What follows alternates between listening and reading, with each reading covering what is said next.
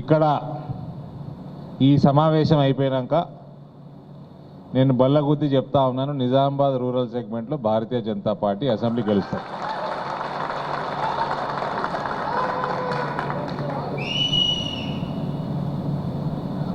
కార్యకర్తలలో ఉన్న భావోద్వేగాలు, కార్యకర్తలలో ఉన్న కాన్ఫిడెన్సు, కార్యకర్తలు ఏ రకంగా మీటింగు పిలిచినప్పుడు స్పందిస్తున్నారో, ఏ రకంగా మనసిప్పి మాట్లాడుతూ ఉన్నారో దాన్ని బట్టి అర్థమైపోతుంది అక్కడ ఆ పార్టీ పరిస్థితి ఏమున్నదని. ఇప్పుడు ప్రముఖంగా ఈ కార్యక్రమం ఏర్పాటు చేసినాం మనం. ఇక్కడ నిజామాబాద్ రూరల్లో భారతీయ జనతా పార్టీ తప్పకుండా గెలుస్తుంది అన్నందుకు కారణం, నేను ఎందుకు అంత కాన్ఫిడెంట్గా చెప్తా ఉన్నానంటే, ఈ కార్యక్రమం ఏర్పాటు చేసింది దినేష్ కులాచారి గారు ఒక పెద్ద ఎత్తున భారతీయ జనతా పార్టీలో జాయిన్ అయినరు. ఒక దిక్కేమో పాపం మన కల్వకుంట్ల కవితమ్మ పైసలు ఇచ్చుకుంటా కార్పొరేటర్లను ఉన్నది. ఆ పోయిన వాళ్ళందరూ కూడా ఏంటికి వస్తే మళ్ళీ ఎప్పుడు పోదాం బీజేపీలో ఉన్నారు, అది వేరే విషయం.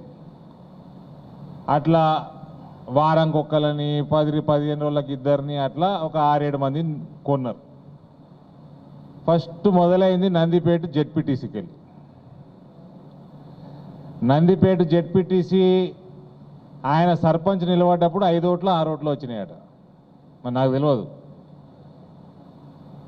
అట్లాంటి నందిపేట ప్రజలు జెడ్పీటీసీకి పెద్ద ఎత్తున గెలిపించారు. ఆయన మొదలుపెట్టిండు. దాని తర్వాత ఒకరిద్దరు ఎంపీటీసీలు పోయినట్టున్నారు. దాని తర్వాత 6-7 కార్పొరేటర్లు పోయినారు. దినేష్ కులాచారి హోల్సేల్గా 10 మంది ఎంపీటీసీలని, 10-12 మంది సర్పంచులని, ఎంపీపీలని అందరినీ తీసుకొని, ఇంకా వచ్చేటోళ్ళు ఉన్నారు, అది కూడా చెప్తున్నా నేను, ఇంకా వచ్చేటోళ్ళు ఉన్నారు.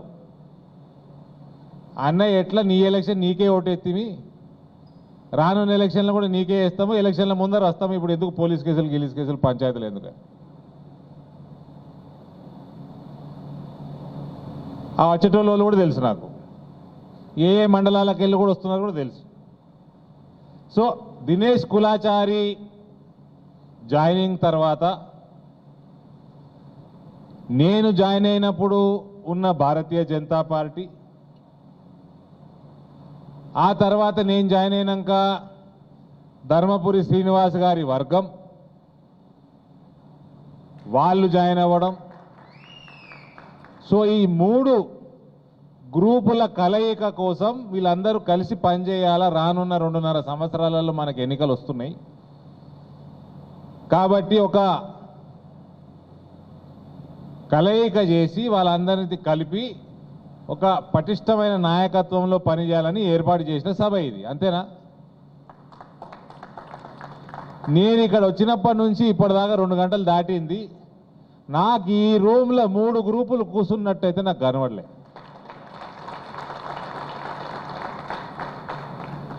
నాకు ఈ రూమ్లో 3 గ్రూపులు కూర్చున్నట్టు నాకు కనబడలే. ఒకటే పార్టీ, ఒకటే గ్రూపు లా కనబడ్డది నాకు. దాన్ని బట్టి చెప్తా ఉన్నాను, నిజామాబాద్ రూరల్ సెగ్మెంట్లో వాతావరణం ఏమున్నదో. ఇలా చాలా మంది 90% మంది ప్రజలలో ఉండేటోళ్ళే. వీళ్ళందరూ వ్యవహారం చూసి నేను చెప్తున్నా, ప్రజల ఆలోచన ఎట్లా ఉన్నదో నాకు తెలిసిపోతున్నది. ఇది నిజామాబాద్ రూరల్ సెగ్మెంట్ తెలంగాణ రాష్ట్ర బీజేపీకి ఒక లెసన్ నేర్పిస్తున్నది. ఇలా నేను చిన్న మాట అంటలేను, తెలంగాణ రాష్ట్ర భారతీయ జనతా పార్టీకి ఒక లెసన్ నేర్పిస్తున్నది. కొత్త పాత కొందరు మాట్లాడినారు ఇక్కడ, 20 ఏళ్ల కింద భారతీయ జనతా పార్టీలు ఏం చేస్తున్నారా నువ్వు ఒక్కడివి అని. అప్పటి నుంచి జెండా మోసిన వాళ్ళు ఉన్నారు. వాళ్ళే కాదు, నేను జాయిన్ అయినప్పటి నుంచి, నేను జాయిన్ అయిన రోజు కూడా నన్ను అమనాభూతులు తిట్టిన వాళ్ళు ఉన్నారు. వీడు పిచ్చిలేసింది ధర్మపురి శ్రీనివాస్ కొడుక వీడన్నారు. నేను జాయిన్ అయినాక సంవత్సరంన్నరకి అసెంబ్లీ ఎన్నికలల్లో 7 డిపాజిట్లు వీకినాయి. టీఆర్ఎస్ పార్టీకి ఒక్క నియోజకవర్గంలో వచ్చిన ఓట్లు మన 7 నియోజకవర్గాల్లో కలిసి వచ్చినాయి. అప్పుడు అన్నోళ్ళు నన్ను, అంతకుముందు అన్నోళ్ళు 10 ఎక్కన్నారు నన్ను.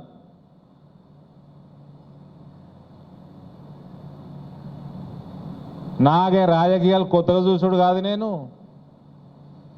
నా చిన్నప్పటి నుంచి యాష్టకొచ్చు, నాకు చూసి చూసి యాష్టకొచ్చిన కుటుంబం నాది.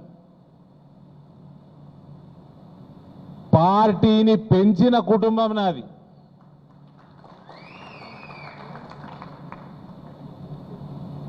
నేను తెలంగాణ బీజేపీకి ఇక్కడి నుంచి ఎందుకు లెసన్ నేర్పిస్తున్నారు నిజామాబాద్ రూరల్ సెగ్మెంట్ వాళ్ళు అంటే,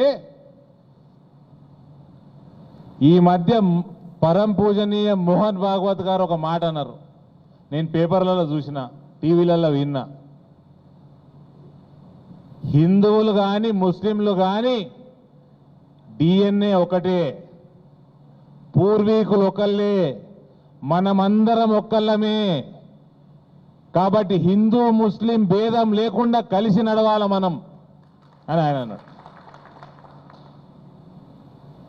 ఈ మధ్య వెస్ట్ బెంగాల్లో ఒక యుద్ధ వాతావరణం, యుద్ధం జరిగింది, రాజకీయ యుద్ధం జరిగింది.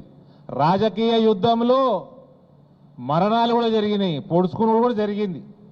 భారతీయ జనతా పార్టీ కార్యకర్తలు అనేక మంది ఆహుతి పాలైనరు.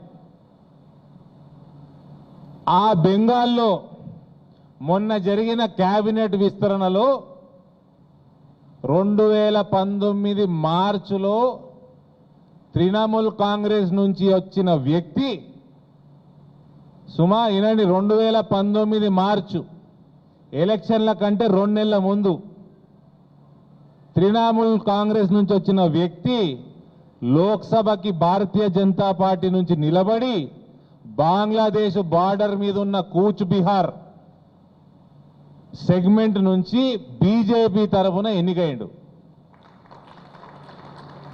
ఇంకా నేనైనా ఏ పార్టీలోకి వెళ్ళి రాలే. నాకు జీవితంలో నేను కాంగ్రెస్ పార్టీ మెంబర్షిప్పే తీసుకోలే. తృణమూల్ కాంగ్రెస్కి వెళ్ళి బీజేపీలకు వచ్చిన వ్యక్తి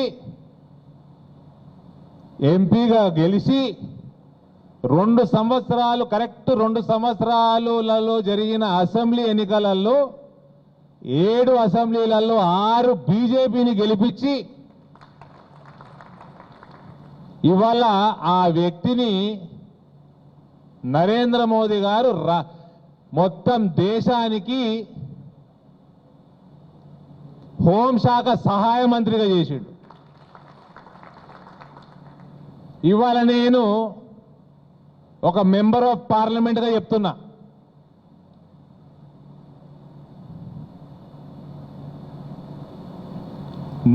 ఇవాళ నేను వచ్చి నేను ఏమేం చేసినో, నిజామాబాద్లో బీజేపీ పెరిగిందా తరిగిందా అని మీకు తెలిసిన విషయాలు నేను చెప్పుకోదలుచుకోలేదు.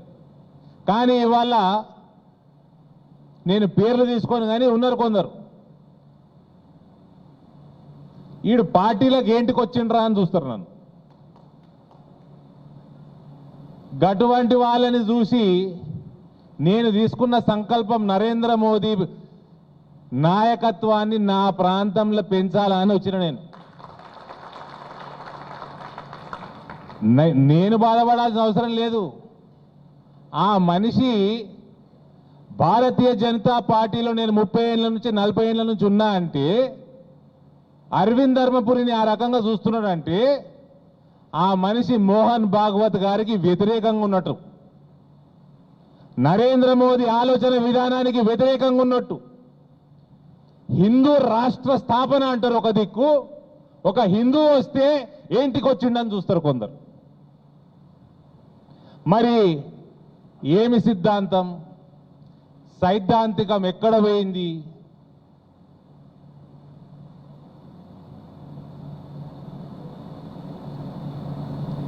కాబట్టి పాత కొత్త కాదు, పార్టీని పెంచిన వాడే కరెక్ట్ కార్యకర్త.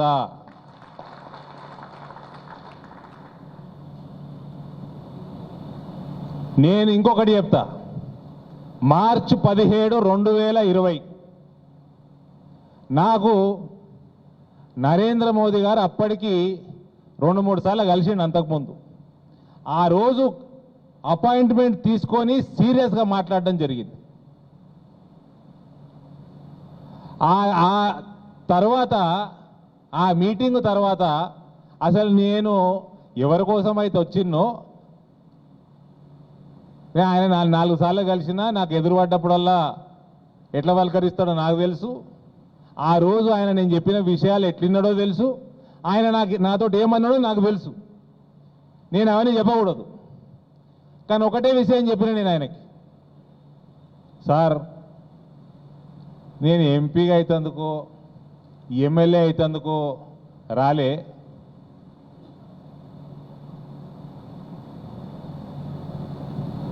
తెలంగాణలో ప్రభుత్వం వస్తుందా ప్రభుత్వం రాదా తర్వాత సంగతి. భారతీయ జనతా పార్టీకి ఎన్ని ఎంపీలు గెలుస్తారు, ఎన్ని ఎమ్మెల్యేలు గెలుస్తారు, ఎలక్షన్లు ఇవన్నీ జాంతానే. సార్ మేరా మక్సద్ ఏకీ హై, ఎలక్షన్లు అన్ని పక్కకు పెట్టుర్రి. గవర్నమెంట్ ఫామ్ చేసుడు ఫామ్ చేయకపోడు పక్కకు పెట్టుర్రి. మీరు గుజరాత్ భారతీయ జనతా పార్టీని గుజరాత్లో ఏ రకంగా మీరు చేసినరో ఆ రకంగా తెలంగాణ భారతీయ జనతా పార్టీ నేను చేయాలి.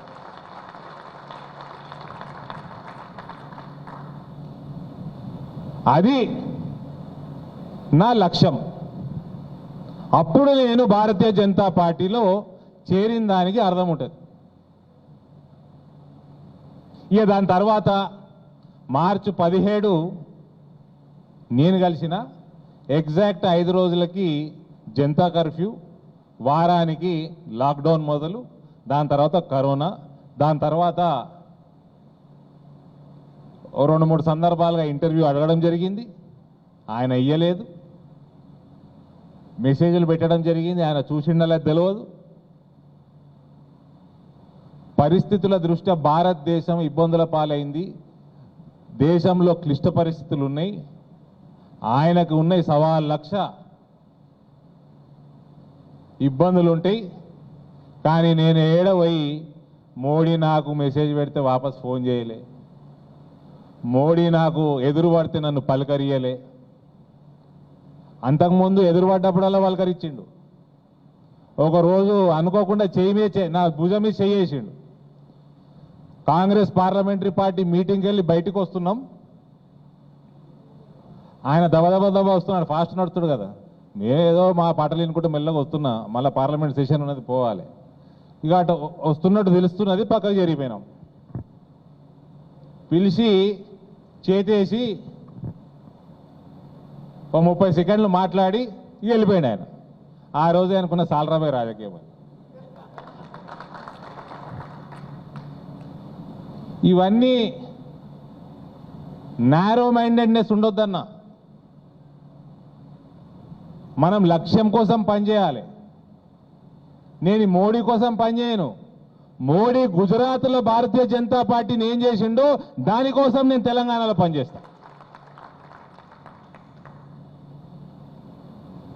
ఎవరైతే వ్యక్తులు కొందరు ఉన్నారో, చాలా మంది నన్ను వ్యతిరేకించినరు, ఓడిపోయినరు, పక్కకు జరిగిపోయినరు, వాళ్ళని మర్చిపోతారు కూడా పబ్లిక్. ఇవాళ కూడా ఒకళ్ళిద్దరు ఉన్నారు, వాళ్ళు స్థాయి చిన్నగా చేసుకుంటారు, చాలా చిన్నగా చేసుకుంటారు. దినేష్ కులాచారి ఆయన నాకు పార్టీ జాయిన్ అవుతా అని నిర్ణయం చేసుకున్నాక నన్ను హోటల్లో కలిసిండు రూమ్లో. ఆనాటి వరకు నేను దినేష్ కులాచారి ముఖం తెలియదు, నాకు ఆయన తెలియదు, ఆయన నన్ను కూడా చూసిండేవో లేదో నాకు తెలియదు. దినేష్ కులాచారి గురించి నేను తెప్పించుకున్న ఫీడ్బ్యాక్, మా నాన్న కోసం ఈ ప్రాంతంలో పనిచేసిన వ్యక్తులు ఉన్నారు, వాళ్ళకి నాయకత్వం చేయాలని ఉన్నది. మరి నేను వాళ్ళని తెచ్చుకోలే కదా, నేను వాళ్ళని తెచ్చుకోలే, మా నాయనకు సేవలు చేసినని తెచ్చుకోలే కదా. నేను మా నాయనని పెంచనీకే, మా నాయన నాయకత్వం పెంచనీకే, లేదా మా నాయన సేవ చేసిన వాళ్ళని నేను పెంచాలని రాలే. My aim is to strengthen Bharatiya Janata Party as strong as it is in Gujarat.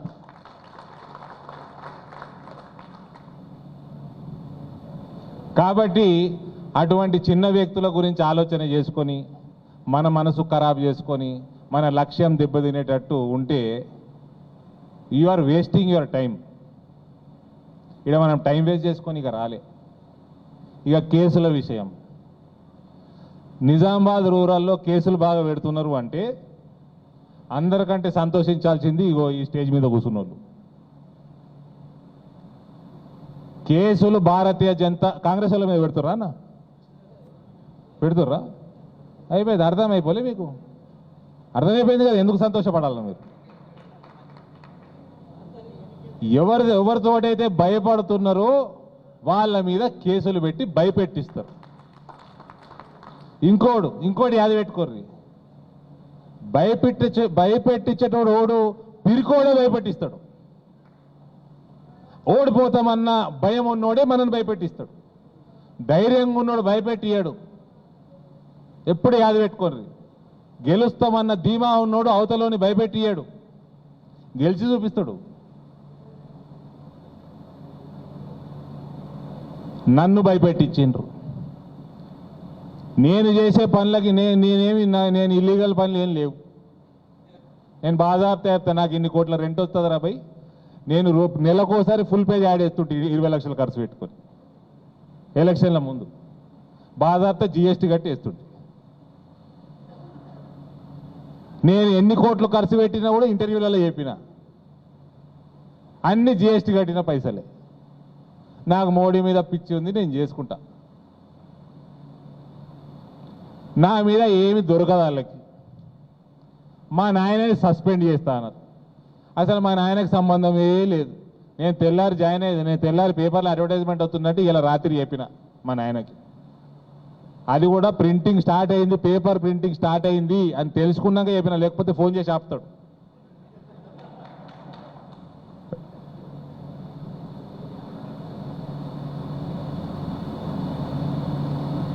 ఇట్లా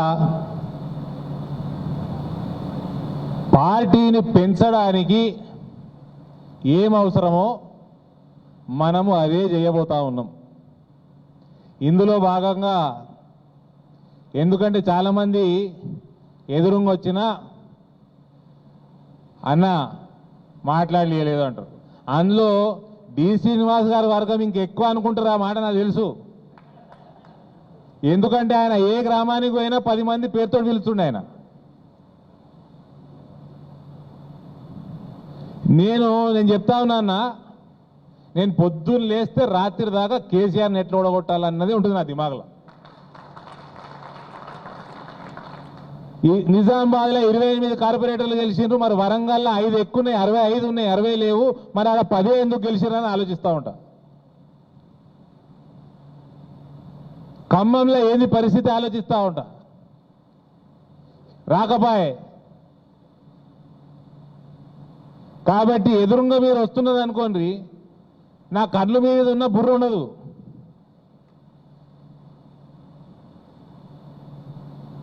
కానీ రిజల్ట్ వచ్చిన రోజు ఇవాళ మీరు నన్ను ఏమన్నా అనుకుంటారు, కానీ రిజల్ట్ వచ్చిన రోజు నన్ను హర్షిస్తారు మళ్ళీ మీరు.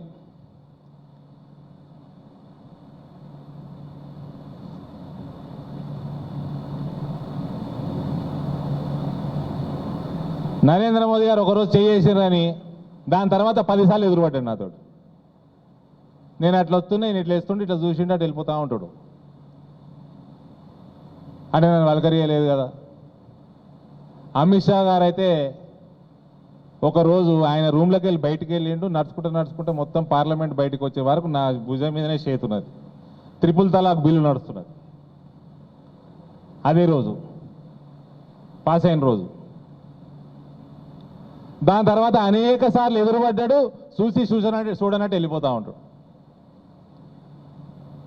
కేంద్ర ప్రభుత్వంలో హోంశాఖ మంత్రి, అటు పార్టీ నడుపుతూ ఉంటాడు, ఇటు ప్రభుత్వంలో నెంబర్ 2. నరేంద్ర మోదీ గారు ప్రపంచానికే దిక్సూచి తయారయ్యారు. ఆయన మనం వల్కరియలేదని అలుగుతామా?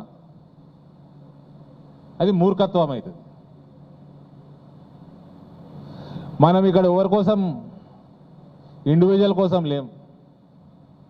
కాబట్టి అరవింద్ ధర్మపురిని వీడు ఎందుకు వచ్చిండు పార్టీలకు అని చూసేటోడు ఇక వానంత అమాయకుడు పిచ్చోడు ఈ జీవితంలో లేడా, ప్రపంచమేనే లేడు. వాళ్ళ ఆలోచన చేసుకోవాలా, భారతీయ జనతా పార్టీలో వాళ్ళు ఉండాలనా లేదా అని. మోహన్ భాగవత్ గారు చూపించిన దారిలో నడుస్తున్నారా లేదా వాళ్ళ ఆలోచన చేసుకోవాలి.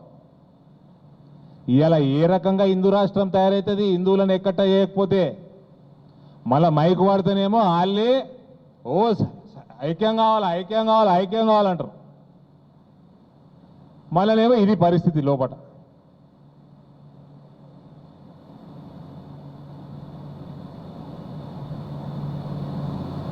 ఇటువంటి ఎక్స్పీరియన్స్లు అవుతూ ఉంటాయి. మనము ఒక చిన్న టార్గెట్లు పెట్టుకొని రాలేదు. ఇవాళ పర్సన్ సెంట్రిక్ రాజకీయాలు అయిపోయినాయి దేశంలో. మనిషిని చూసి ఓటేసేటోళ్ళు చాలామంది తయారైండ్రు. సిద్ధాంతం తోటి ఉన్న ఓటు బ్యాంక్ ఉంటుంది. దానికి అదనంగా ప్రభుత్వాలకి రావాలంటే నాయకుడు బొమ్మ కూడా అవసరం ఉంటుంది. ఇవాళ వాజ్పేయి గారు ప్రధానమంత్రిగా ఉన్నారు. వాజ్పేయి గారు ఇక్కడ ఎవరు మాట్లాడుకుంటా, ఆయన కూడా ఎలక్షన్ గెలవలేదనుకుంటా. అప్పుడు ఇద్దరు గెలిచిరు, జంగారెడ్డి గారు ఇంకొకరు ఎవరు గెలిచిండ్రు.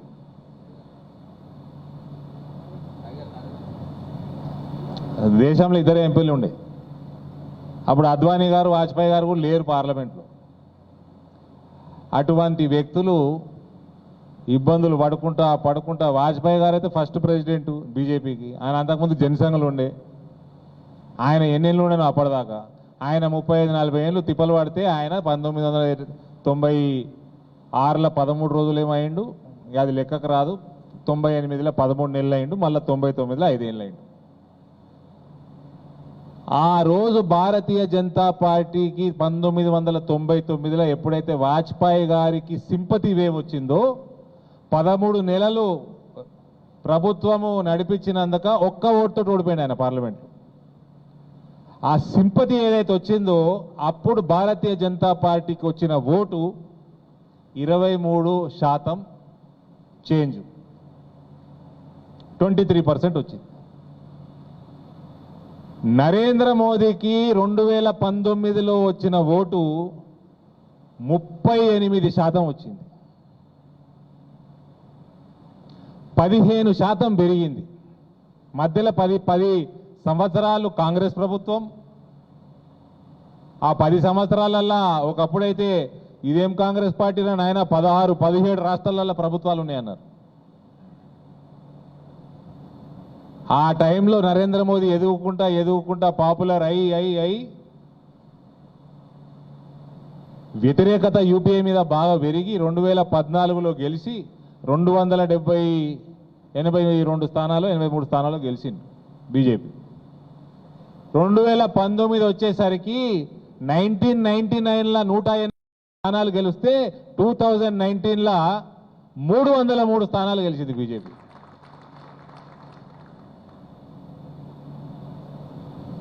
సో సిద్ధాంతంతో పాటు నరేంద్ర మోదీ గుజరాత్లో ఏ రకంగా అడ్మినిస్ట్రేషన్ చేసిండో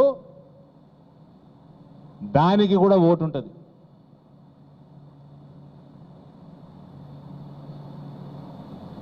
పార్టీ ఎదగాలంటే భారతీయులందరూ ఒక్కటి కావాలి. ఇక కొత్తోని తీసుకోకుంటే ఎట్లా పెరుగుతుంది? కాబట్టి ఈ కొత్త పాత అనేది బంద్ చేయండి. మోహన్ భాగవత్ గారికి లేనిది, నరేంద్ర మోదీ గారికి లేనిది మనకు అనవసరం.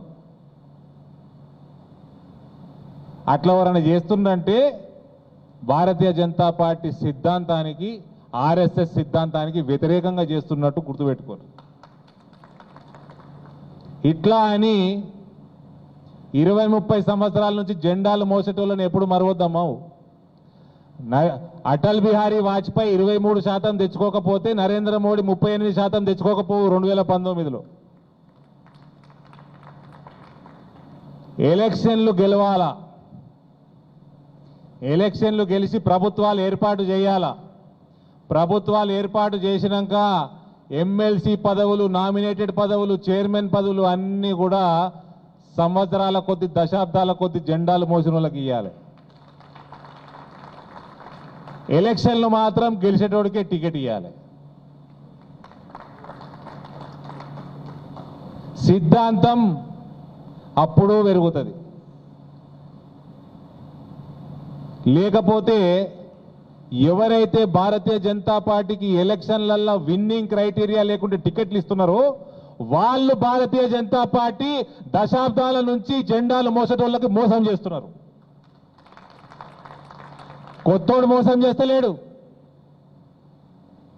భారతీయ జనతా పార్టీ ఎదగడానికి అడ్డం పడుతున్న, జాయినింగ్లకు అడ్డం పడుతున్న వ్యక్తులు భారతీయ జనతా పార్టీ కార్యకర్తలని నాశనం చేస్తున్నారు.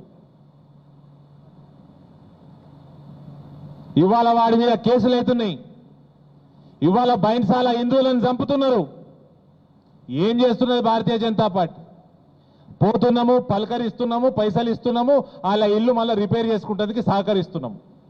కానీ ప్రభుత్వం లేకపోతే ఇవాళ పీడీ యాక్టులు పెట్టిండ్రు, కేసులు వేస్తున్నారు, 307లు అంటున్నారు, ఇంకేమో అంటున్నారు, బెదిరిస్తున్నారు, భయపెట్టిస్తున్నారు. విశ్వ హిందూ పరిషత్ ప్రెసిడెంట్, బైన్సా ప్రెసిడెంట్, పాత ప్రెసిడెంట్ నా దగ్గరికి చిన్న పిల్లగాని తీసుకొచ్చి అన్న నా ఇల్లంతా గాలబెట్టేసిండ్రు, బట్టలు గాలబెట్టేసిండ్రు, ఉట్టి శరీరం మీద ఉన్న బట్టలతోటి కుటుంబ సభ్యులు అందరూ బయటకు వచ్చినాము. సభ్యులందరూ, కుటుంబ సభ్యులందరూ నన్ను కుటుంబంలోకి వెళ్ళి బహిష్కరించిండ్రు. నువ్వు ఏవట్టి, నువ్వు హిందుత్వం మాట్లాడబట్టి ఇవాళ మాకు ఇల్లు, బట్టలు లేకుండా, సామాన్లు లేకుండా మొత్తం రోడ్డు పాలైనవని. ఆ వ్యక్తిపై మహారాష్ట్రలో బతుకుతున్నాడు. వచ్చి ఆయన కథ చెప్తుంటే 4 ఏళ్ల పిల్లగాడు నా ఇంట్లో, ఇదే ఇంట్లో సోఫాలో నిలబడ్డాడు. ఇంతున్నా నిలబెట్టి నేను సోఫాలో. ఆ పిల్లగాడు ఏడుస్తున్నాడు. అంటే వాడు చూసినవన్నీ. అంటే నువ్వు భారతీయ జనతా పార్టీని ఎదగనీయకుండా ఆపేటోడు ఏ రకంగా కార్యకర్తకి మేలు చేస్తుండో చెప్పాలి. ఆ వ్యక్తికి అప్పటికప్పుడు నాకు కళ్ళల్లో నీళ్ళు ఇచ్చి 1,00,000 రూపాయలు ఇచ్చి పంపించిన.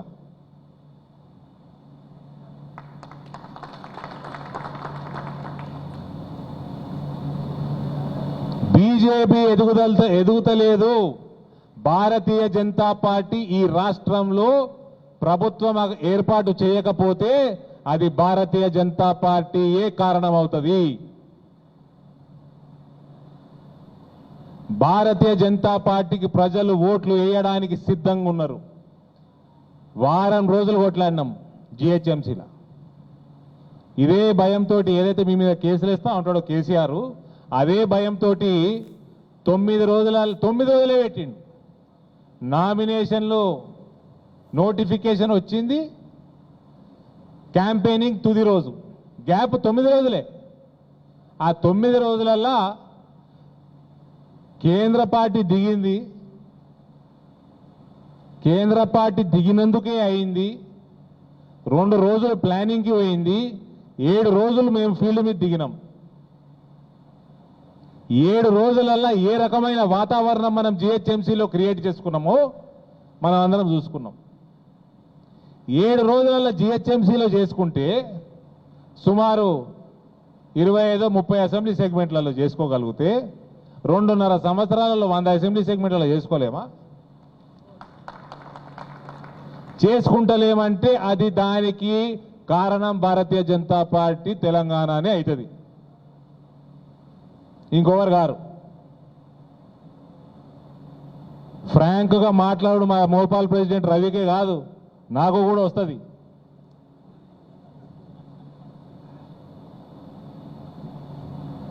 కాబట్టి ఎవరితోటి భయపడేది లేదు. కమిట్మెంట్ భారతీయ జనతా పార్టీని పెంచాలా. ఎట్లా పెంచాలంటే గుజరాత్లో పెంచినట్టు, నరేంద్ర మోడీ పెంచినట్టు పెంచాలి. మళ్ళీ ఒకసారి ప్రభుత్వంలోకి వస్తే మళ్ళీ పోయే ముచ్చట ఉండొద్దు. మీరందరూ మనం అందరం అపోజిషన్లు ఉంటేనే ఇన్ని కేసులు ఎత్తున్నాయంటే ఇక మనం ప్రభుత్వంలోకి వచ్చినాక ఏ రకంగా పనిచేస్తామో ఏ రకంగా ప్రజలకి చేరువవుతామో జస్ట్ ఊహించుకోండి.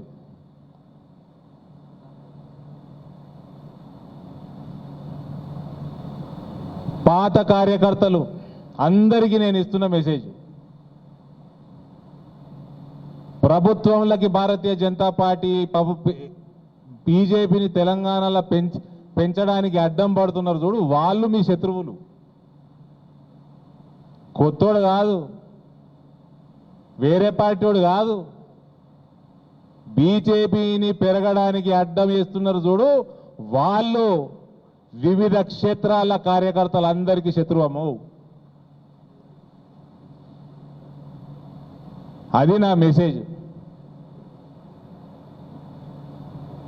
అటువంటి వాళ్ళే ఆర్ఎస్ఎస్ సిద్ధాంతానికి వ్యతిరేకం, భారతీయ జనతా పార్టీ సిద్ధాంతానికి వ్యతిరేకం, వసుదైవ కుటుంబకం అన్న మాటకి వ్యతిరేకం.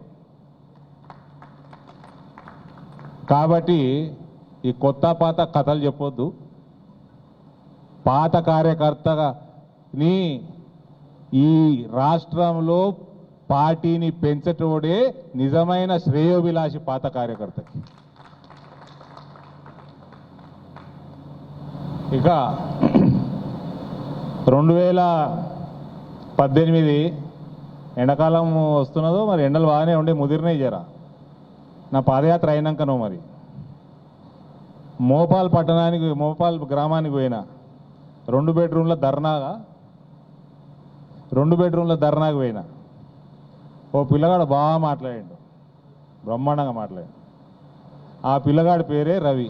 ఆ పిల్లగాడిని మండల్ ప్రెసిడెంట్ చేసిందే అరవింద్ అన్నాడ రాకుండా ఉన్నా కూడా మేనేజ్ చేయరా బాబు అని.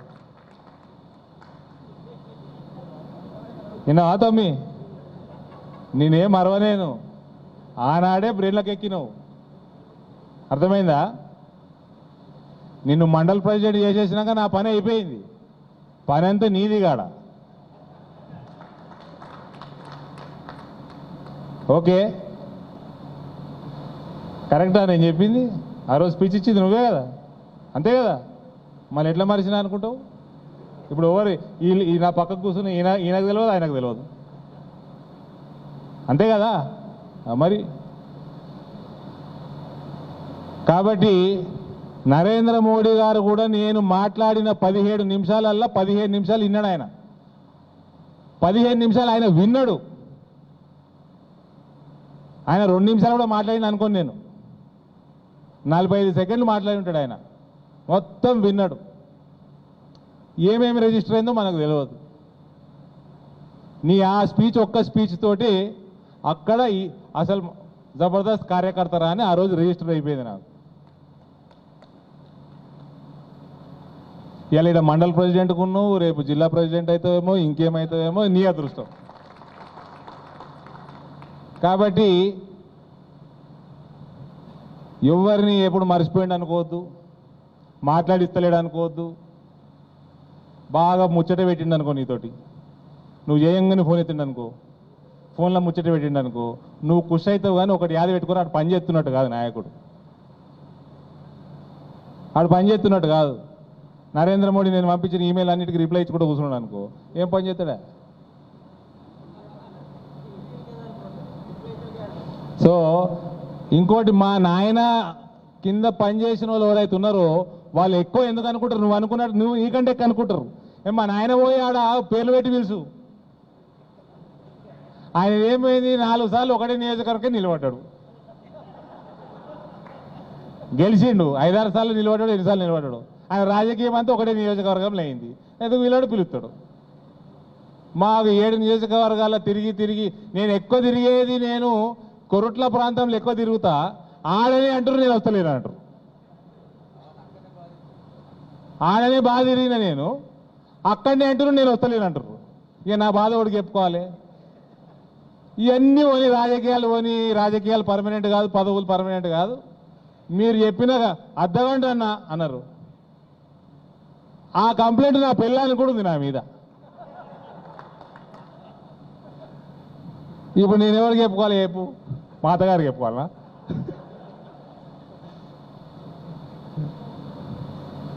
So we're on a mission brother, we're one unit. ఇంకా మనమన్న హిందువులం అంటాం. మోహన్ భాగవత్ గారు ముస్లింలు కూడా మన డిఎన్ఏనే అన్నాడు. ఆలోచించాల్సిన విషయం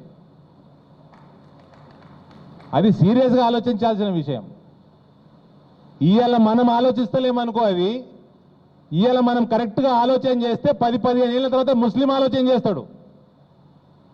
ఇవాళ నువ్వు ఆలోచన చేస్తలేవు అనుకో, 15 ఏళ్ళు కాదు 100 ఏళ్ళైనా ముస్లిం ఆలోచన చేయడు. మోహన్ భాగవత్ గారు అన్నది ఆలోచన చేయాల్సిన విషయం. నరేంద్ర మోదీ గారు చేపడుతున్న కార్యక్రమాలు, ఆయన తీసుకుంటున్న డెసిషన్స్ గురించి ఆలోచించాల్సిన విషయం. ఇవన్నీ కూడా అట్లా మన ఆలోచనలు వస్తే ప్రతి భారతీయుడు, వాడు హిందూ కానీ, ముస్లిం కానీ, క్రిస్టియన్ కానీ, ఇంకేమైనా కానీ, ఒకనాడు వానికి కూడా వెలుగుతుంది.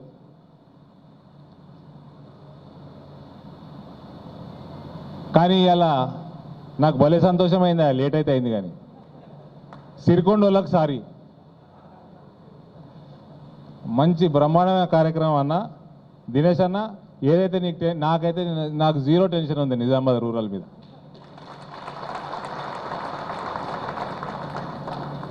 అసెంబ్లీ గెలుస్తాం, పార్లమెంట్లో మెజారిటీ ఎక్కువ వస్తుంది.